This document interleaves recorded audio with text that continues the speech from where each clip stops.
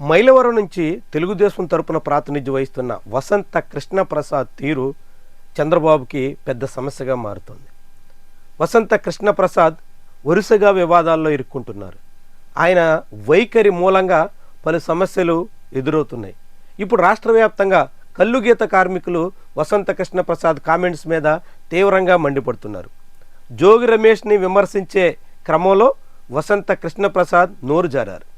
కల్లుగీత కార్మికుల్ని అవమానించారు.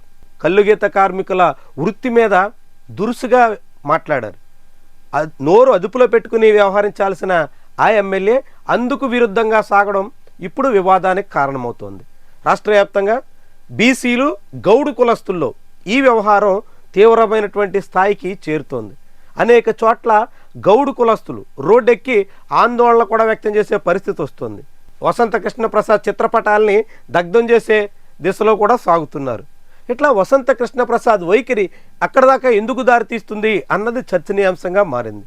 వసంత కృష్ణప్రసాద్ గతంలో అదే మైలవరం నుంచి 2019లో వైఎస్ఆర్సీపీ తరపున గెలిచారు. 2024 ఎన్నికలకు ముందు పార్టీ మారి టీడీపీ టికెట్ సాధించి అక్కడి నుంచి మళ్ళీ టీడీపీ తరపునే గెలిచారు. వరుసగా రెండు పార్టీల తరపున 2 ఎన్నికల్లో వసంతకు మైలవరం వాసులు పట్టం కట్టారు. తెలుగుదేశం పార్టీ అధిష్టానం అయితే దేవినేని ఉమా లాంటి వాళ్ళను కూడా పక్కన పెట్టి వసంత కృష్ణప్రసాద్కి ఛాన్స్ ఇచ్చింది.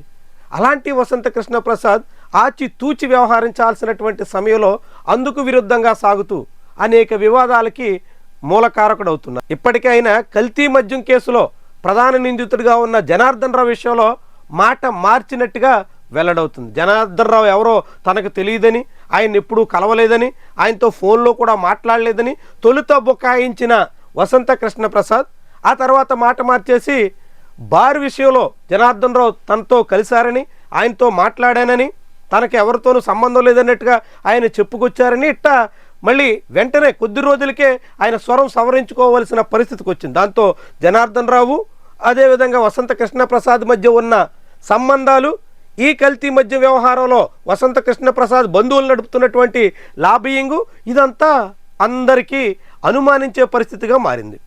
వసంత కృష్ణప్రసాద్ బావమరిది ఈ మొత్తం వ్యవహారంలో జనార్దన్ రావుతో కలిసి కథ నడిపారు అనే విమర్శ విపక్షం నుంచి వస్తుంది. సరిగ్గా ఇదే సమయంలో కృష్ణప్రసాద్ మాట మార్చడం అందుకు బలం చేకూరుస్తోంది. ఈ తరుణంలోనే జోగి రమేష్ మీద విమర్శలు చేస్తూ కల్లుగీత వృత్తినే అవమానించేదానికి వసంత కృష్ణప్రసాద్ సిద్ధం కావడం అన్నది గౌడు కులస్తుల్లో ఆగ్రహం రావడం తెలుగుదేశం పార్టీ అధిష్టానానికి పెద్ద తలనొప్పిగా తయారైంది. తెలుగుదేశం పార్టీకి ఆరంభం నుంచి గౌడు కులంలో గట్టి పట్టుంది. గౌడు కులస్తులు తెలుగుదేశం పార్టీకి అండగా నిలుస్తున్న అనుభవం ఉంది. అలాంటి టీడీపీకి లాయల్గా ఉండే కులం మీద నోరు పారేసుకుని కల్లుగీత వృత్తిదారుల్ని అవమానించే ప్రయత్నం చేసిన వసంత కృష్ణప్రసాద్ కారణంగా తెలుగుదేశం పార్టీ అధిష్టానం మీద ఒత్తిడి పెరుగుతోంది. టీడీపీ అధిష్టానం వసంత కృష్ణప్రసాద్ మీద చర్యలు తీసుకోవాలి అనే డిమాండ్ వినిపిస్తోంది. వసంత కృష్ణప్రసాద్ తక్షణమే క్షమాపణ చెప్పాలి అనే మాట ప్రబలంగా ముందుకొస్తుంది. దీంతో మరి టీడీపీ అధిష్టానం ఇప్పుడు ఏం చేస్తుంది? వసంత కృష్ణప్రసాద్ని క్షమాపణ చెప్పాలని ఆదేశిస్తుందా, లేదంటే ఈ సమస్య పోవడానికి పరిష్కారానికి ఇతర ప్రత్యామ్నాయాలు ఏమైనా వెతుకుతుందా అన్నది ముఖ్యమైనటువంటి అంశం. ఏ కారణంతోనైనా వసంత కృష్ణప్రసాద్ టీడీపీకి అనుకూలంగా ఉండే కులస్తుల మీద అలాంటి రీతిలో నోరు పారేసుకుని వాళ్ళని టీడీపీకి దూరం చేసేటువంటి రీతిలో వ్యవహరిస్తున్న తీరు మాత్రం వివాదంగా మారుతోంది.